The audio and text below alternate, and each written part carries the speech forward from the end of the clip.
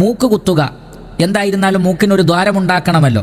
ഫഇന്നനി ലാ അദ്കുറു ഫീഹി ലിഅഹ്ലിൽ ഇൽമി കലാമ, പണ്ഡിതന്മാർ ആ വിഷയത്തിൽ എന്തെങ്കിലും സംസാരിച്ചതായി ഞാൻ ഓർക്കുന്നില്ല. അഥവാ പൂർവികരായ പണ്ഡിതന്മാരെ കുറിച്ചാണ് പറഞ്ഞിട്ടുള്ളത്.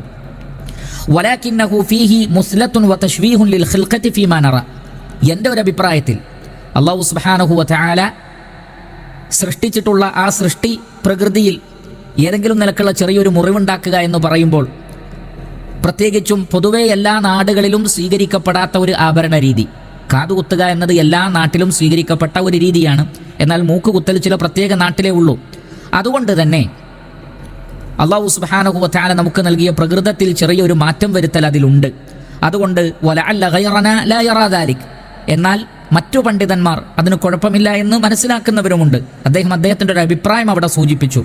എന്നിട്ട് അദ്ദേഹം പറഞ്ഞു, ഫഇദാ കാനത്തിൽ മർഅതു ഫീ ബലദിൻ യുഅദ്ദു തഹ്ലിയത്തൽ അൻഫി ഫീഹാ സീനതൻ വതജമ്മുലൻ ഫലാ ബഅസ ബിസഖബിൽ അൻഫി ലിതഅലീഖിൽ ഹില്യതി അലൈഹി.